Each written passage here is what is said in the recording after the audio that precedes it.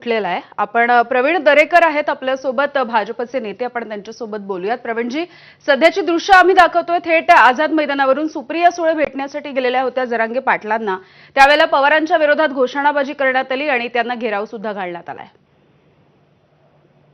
मराठा समाजामध्ये पवार साहेबांनी या महाराष्ट्राचं अनेकदा नेतृत्व केलं, किंबहुना त्यांच्या मार्गदर्शनाखाली सरकार आली आणि त्यामुळे स्वाभाविकपणे तुमच्या हातात होतं त्यावेळेला आपण मराठा समाजासाठी काही करू शकला नाहीत ही भावना मराठा समाजाच्या तरुणांमध्ये समाजामध्ये खतखतते ही वस्तुस्थिती आहे। आणि कदाचित त्याचा क्षोभ होऊन तिथे असणाऱ्या आंदोलकांनी त्या ठिकाणी आपल्या मनातल्या भावना अशा पद्धतीनं प्रकट केलेल्या असाव्यात।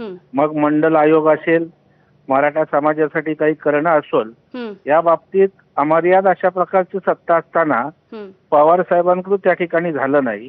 आणि मग अशा वेळेला आपण आम्हाला भेटायला येत आहे, जेव्हा तुमच्या हातात काय नाही तेव्हा सांत्वन करताय आणि ज्या वेळेला आपल्या हातामध्ये होतं त्यावेळेला आपण काही करत नाही, अशा प्रकारच्या भावनेतनच तो उद्रेक झाला असेल आणि मराठा बांधवांनी आमच्या जाब विचारला असू शकतो।